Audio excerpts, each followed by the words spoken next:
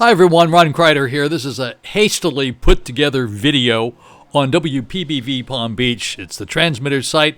I did a little work down there today and I just wanted everybody to have an idea of what's going on. This is the transmitter inside the rack, quick picture. Here is on the left side you'll see the net gear. It's just a little dumb switch that I put in there, and I put the switch in there in order to run this other box on the right, which is an easy outlet. That's hooked up to the internet. Lets us anywhere in the world reset the transmitter, turn the transmitter off, turn it back on again.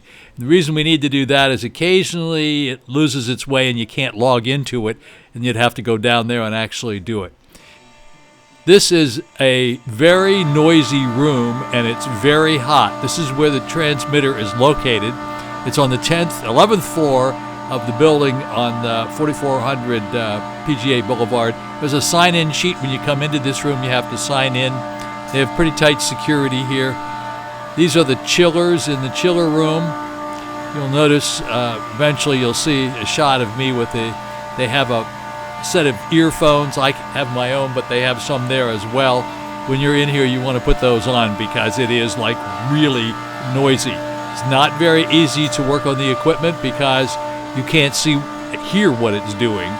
So wearing these ear silencers really work pretty well. There's the rack where the equipment is located, and that's what I was working on today. That's the Nautel VS300 transmitter. And back in the back there, I'm going to try to sneak up there and you'll see the little switch there, and then to the right you'll see the lights blinking on the easy outlet. It's going to save an awful lot of time. I put these in every transmitter site I have, no matter where they are, just so I don't have to do what I did today, which is drive 70 miles down and 70 miles back just to turn the transmitter off and turn it back on again. This is a tall, skinny rack that I use pretty frequently in areas where we don't have a lot of room. We want to keep it compact. There it is, closed. It has a little window there. You can look down in and see the transmitter. It's going to be hard to see here because the light's so bright, but there's the transmitter and its controls, and you can actually operate it by looking through that little window and looking down in there and dealing with it. It's much easier just to log into it and do it. It has its own static IP address, and you'll be able to get to it from anywhere and deal with it. Then this little flap closes here, and that's the whole thing. The room is so hot, we want to keep the air moving, and over here you'll see a fan that it's coming up here, I think. Yeah, here it is. I put a big fan in there, and then when I leave, I move that fan over to the front of it, and it blows air in it. There's fans on the bottom of the rack that blows the hot air out of the rack. Those are the chillers in the chiller room. Here's a shot I did. Not a particularly great shot of me. I wanted you to kind of get the idea of what's going on in this room. And there's the rack that we're working on. And I'll move the camera around here a little bit, and you can kind of see what's behind me. There's the big giant chillers. And like I say, it's very warm in there. Sometimes in the summertime, it can be 100 degrees. It was probably 85, 90 degrees in there today. Those are the earphones I was telling you about that you wear, the ear silencers.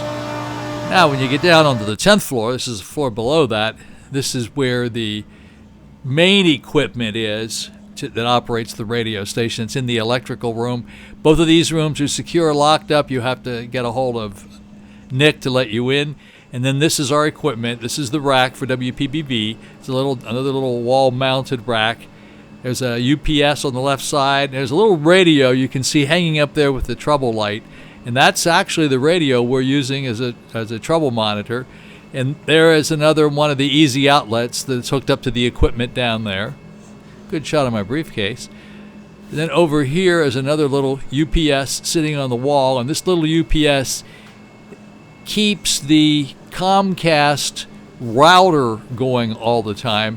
And I'll move the camera up here just a little bit, and you'll see there's the Comcast router. That's the black box right there that says Comcast on it. That's what that little thing does. That's the purpose of that little UPS, is to keep that up and running. And the Easy Outlet resets that as well in case that has to be reset. I tried to move the camera in here for you to see the equipment. You can't really see it very well because of the lights and the lighting, and I didn't have any lights with me. The next picture you'll see here is the picture, which is a still picture that I took of the equipment, and I'll point out to you what's in here.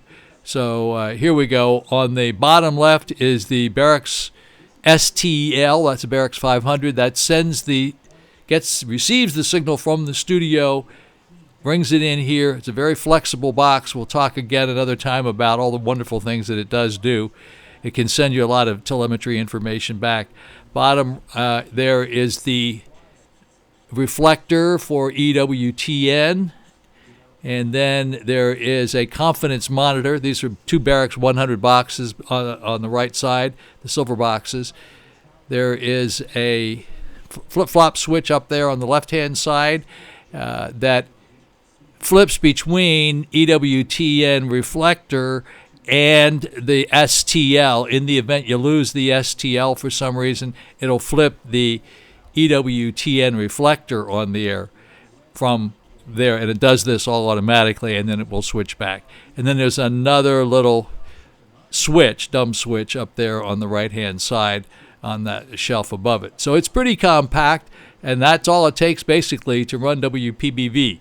So all this equipment is located in the 10th floor equipment room at this building. And as I say, you have to get in touch with Nick, and I'll provide you with the phone numbers for him in order for you to get in there, and he will open those doors for you.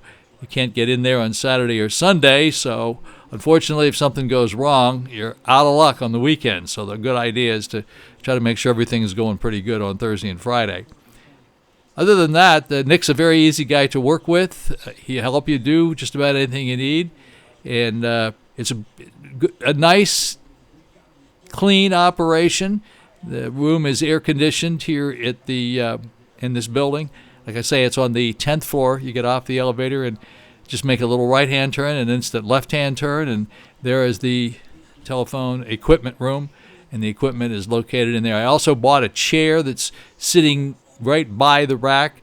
If you have to sit down, sometimes you want to work on this equipment. This is down kind of low. You can sit in that chair, and that's our chair. It belongs to the radio station, and you can sit there and work on the equipment, get your laptop out, and do whatever you need to do. So this is just a very, very quick video to give you an idea of what's going on.